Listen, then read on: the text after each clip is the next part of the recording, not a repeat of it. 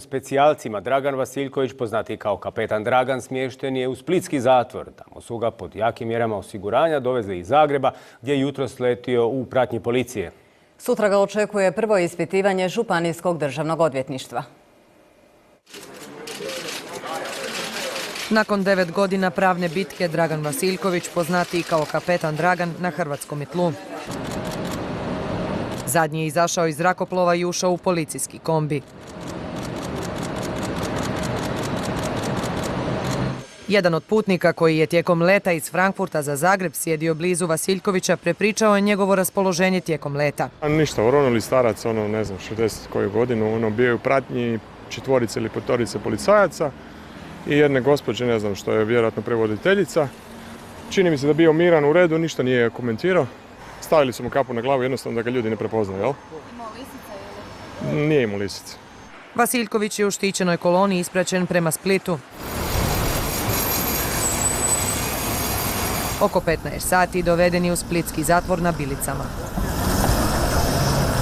Vasiljković se danas nije sreo sa svojim odvjetnikom kojeg je dobio po službenoj dužnosti. Odvjetnik Stanić susret očekuje ujutro na prvom ispitivanju okrivljenog pred Županijskim državnim odvjetnikom. Kada ću zapravo prvi puta i vidjeti i upoznati gospodina Vasiljkovića, te onda saznati zapravo što on dalje namjerava, hoće li uzimati eventualno branitelja po vlastitom izboru ili za sada zadržati mene, to ćemo vidjeti. Izručenje su komentirali i iz vlade. Kogod je kršio ratno pravo, kogod je griješio na takav način, mora strepiti da će kad tad biti uhićen i priveden pravdi. Kako god se on zvao i u čije god ime i čije god zastavi služio. Mislim da to nije nikakav događaj, iskreno rečeno, to je pospremanje nekih starih nereda u kući. Za Dragana Vasiljkovića zbog sigurnosnih mjera iza rešetaka na Bilicama vrijedit će posebna pravila. U Splitu je Mario Jurić. Mario, koja to posebna pravila i kakva je daljna procedura? Pa Vasiljković je po dolasku u splitski zatvor smješteno posebno zatvorsko krilo i u ćeliji je sam prošao onu standardnu zatvorsku proceduru. Još se nije susreo sa svojim odvjetnikom koji mu je dodijeljen po službenoj dužnosti. Za sad nije poznato kada će to biti, a ako to on želi, on može i zamijeniti svoga odvjetnika. Za sad nije poznato je li on to učinio. Njegov odvjetnik s kojim sam danas razgovarao kaže kako bi se Vasiljković pred istražiteljima najvjerojatnije trebao pojaviti sutra na Županijskom državnom odvjetništvu u Splitu i odgovarati na njihova pitanja. Isto tako Vasiljković ima pravo žalbe na određivanje pritvora. Ukoliko to učini, sud će onda odlučivati o toj žalbi. Naravno, vidjet će se hoće li Vasiljković iskoristiti sve pravne mogućnosti zapravo kako bi produljio cijeli proces, a iz Srbije i danas stižu optužbe kako Vasiljković u Hrvatskoj neće imati pošteno suđenje. Lično sumnjam da će kapetan Dragan, odnosno gospodin Vasiljković, ja ne znam da li on kapetan ili nije, da će gospodin Vasiljković imati fer i nepristrasno suđenje. Sumnjam u to, jer medijska kampanja koja je vođena svih ovih godina, kada je u pitanju gospodin Vasiljković, ostavlja vrlo malo prostora za nepristrasno suđenje. Kogod je kršio ratno pravo, kogod je griješio na takav način, mora strepiti da će kad tad biti uhićen i priveden pravdi. Kako god se on zvao i u čije god ime i čije god zastavi služio. Mislim da je to potpuno neprimjereno da zemlja koja još nije ni ispunila minimalne kriterije za uopće započeti pregovore, pa i u ovom našem poglavlju 23, da komentira bilo čije pravosuđe. Ja si kao ministar članice Europske unije to zapravo u to ne ulazim i neću ulaziti. 9 godina trajala je ova pravna zavrzlama oko izručenja Vasiljkovića Hrvatskoj. Čeka ga istraga zbog sumnji u ratni zločine nad civilima, ali ratnim zarobljenicima na području Knina od prije 24 godine. Također Vasiljkoviću se stavlja na teret zlostavljanje 2 hrvatska vojnika kod Benkovca 93. kao i zapovjedanje napadom na policijsku postaju u Glini.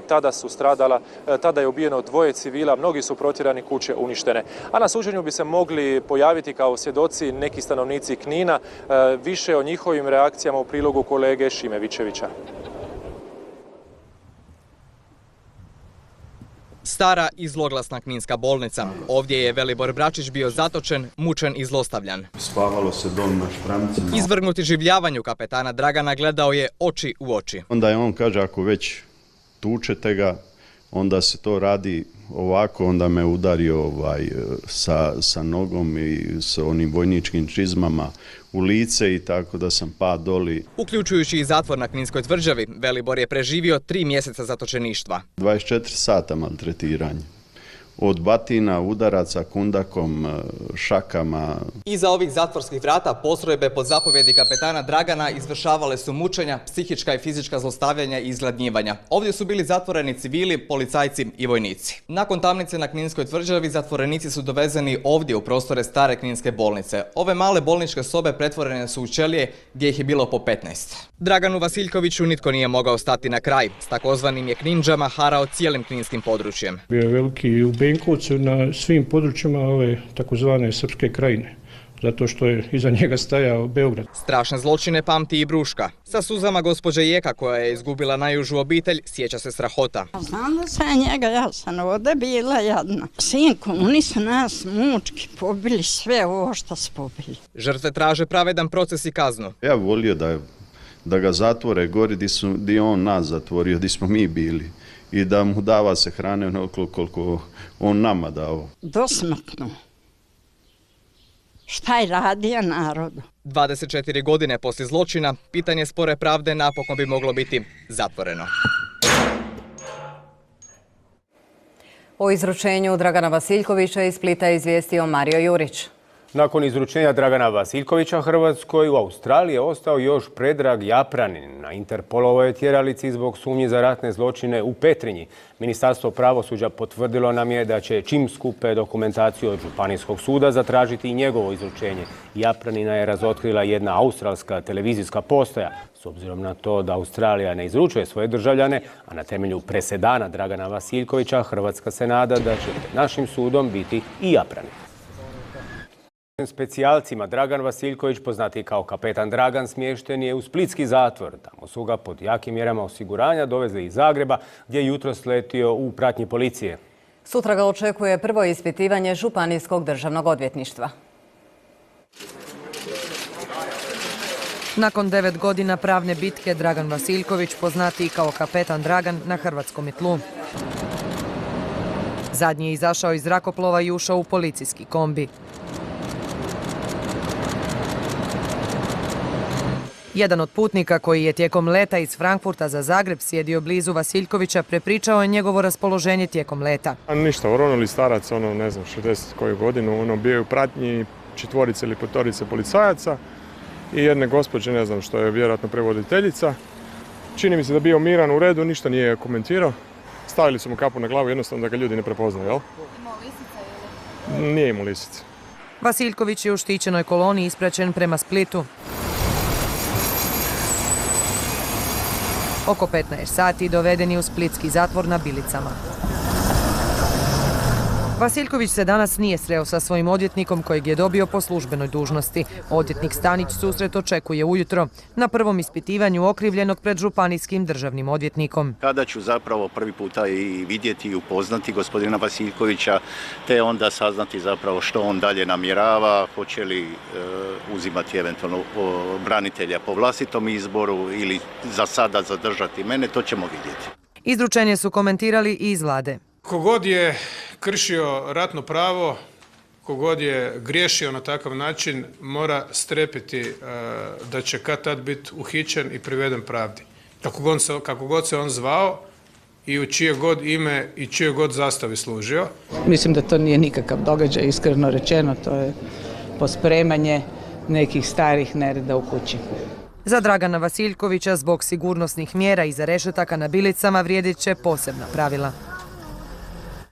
U Splitu je Mario Jurić. Mario, koja to posebna pravila i kakva je daljna procedura? Pa Vasiljković je po dolasku u splitski zatvor smješteno posebno zatvorsko krilo i u ćeliji je sam prošao onu standardnu zatvorsku proceduru. Još se nije susreo sa svojim odvjetnikom koji mu je dodijeljen po službenoj dužnosti. Za sad nije poznato kada će to biti, a ako to on želi, on može i zamijeniti svoga odvjetnika. Za sad nije poznato je li on to učinio.